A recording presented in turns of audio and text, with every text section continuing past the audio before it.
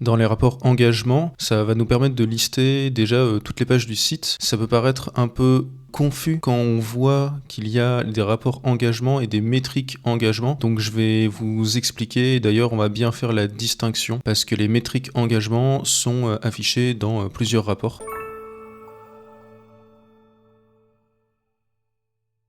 Sur le compte de démo de Google, on va directement dans rapport. Ici, on a acquisition, on a déjà fait une vidéo dessus. On avait vu également qu'il y avait des métriques engagement qui permet de voir le niveau d'engagement des utilisateurs en fonction de différents critères et notamment la durée de session. Par défaut est de 10 secondes, mais elle peut évoluer et on peut l'augmenter jusqu'à 60 secondes dans le paramétrage de la balise. On explique tout ça dans une autre vidéo également. Dans engagement, on a vue d'ensemble, événements, conversion, page écran et page de destination. Vue d'ensemble, on l'aura toujours sur les rapports. On a également vue d'ensemble dans monétisation et vue d'ensemble dans acquisition. On va se concentrer plutôt sur les rapports spécifiques. Ici, j'ai la liste de tous les événements. Je peux l'étendre également puisqu'on voit qu'il y a marqué 30, mais je peux augmenter, donc on va dire à 50. Moi, je m'en sers surtout pour voir si les événements sont entre guillemets officialisé, puisque quand on collecte des événements directement via GTM, comme Generate_Lead, qui est un événement reconnu par Analytics pour la confirmation d'un formulaire, je peux voir si il est bien affiché dans les rapports 24 heures ou 48 heures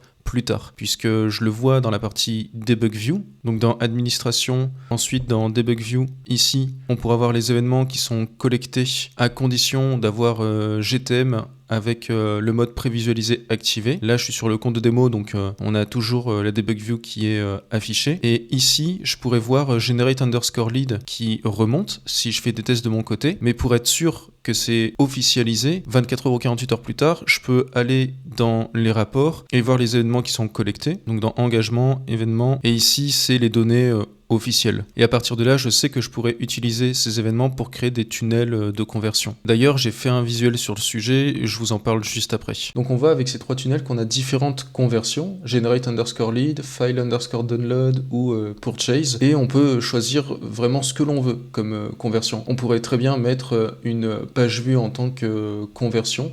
À mon sens, ce serait pas logique, ce serait pas cohérent, mais chaque business est différent et si on veut qu'un événement soit plus important qu'un autre, on peut très bien décider de mettre ça en place. Ensuite, on a les conversions. Les conversions, c'est quoi? C'est rien de plus que des événements plus importants. Donc on a ici la liste des conversions de Google. Je ne sais pas pourquoi ils ont mis page vue en tant que conversion, mais ça nous permet de lister tous les événements importants. Et pour faire évoluer un événement en tant que conversion, il suffit tout simplement d'aller dans Administration, d'aller dans Événements, et ensuite ici en dessous, on pourra cocher marqué comme conversion. Là, c'est en grisé parce qu'on n'a pas les droits. Et ensuite, on pourra aller dans les rapports, dans engagement, puis dans conversion pour les voir affichés dans ces rapports-là. Pareil que pour les événements, ça me permet d'être sûr que les conversions sont officialisées, bien collectées et qu'elles seront ensuite disponibles plus tard dans les rapports. Puisque ces conversions sont également disponibles après dans la partie acquisition. Par exemple, dans acquisition d'utilisateurs, si on a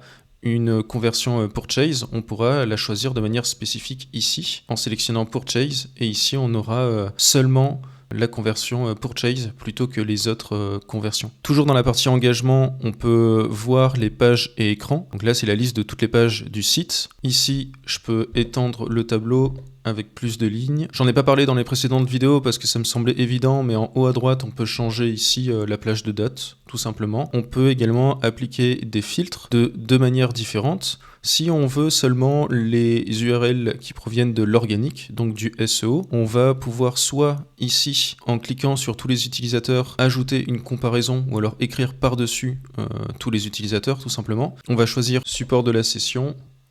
Et ici, seulement organique, on va faire appliquer. Et juste en dessous ma vidéo, en bas à droite, on a appliqué. Là, on a 89 000 vues et 17 816 utilisateurs. Et je vais vous montrer une autre manière de faire. On peut aller sous page et écran. Il y a marqué ajouter un filtre en tout petit. Donc, c'est pas évident. Mais on va pouvoir afficher ici support de la session.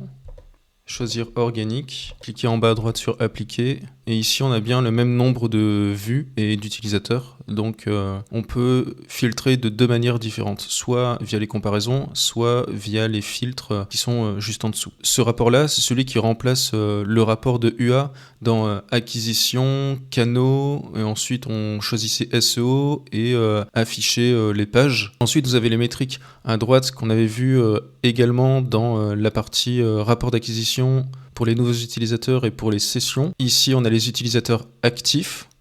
Ensuite, on a les vues par utilisateur, durée d'engagement, nombre d'événements. Et ces métriques-là sont basées par rapport à la durée de session que l'on a paramétrée dans la balise GA4, durée de session définie à 10 secondes par défaut. Ici, le nombre d'événements, on peut choisir n'importe quel événement que l'on collecte. Et ensuite, ici, les conversions, eh bien, c'est des événements importants. C'est-à-dire que si vous avez des événements que vous souhaitez voir dans les conversions, il faut d'abord penser à les faire basculer de événements en conversion dans le paramétrage.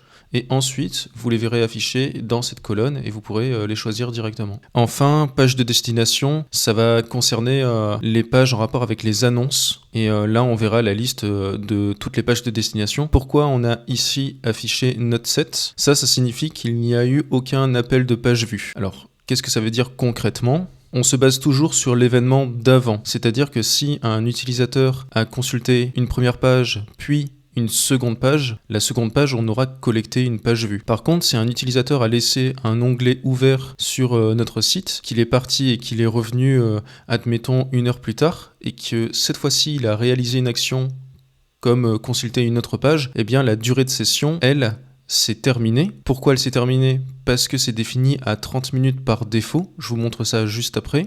Et de notre côté, on a besoin de faire des liaisons entre les événements. Et là, on aura perdu la liaison. Pour pallier à ça, il faut aller directement dans Administration, dans Flux de données. On choisit ici notre flux, configurer les paramètres de la balise. Ici, on fait tout afficher.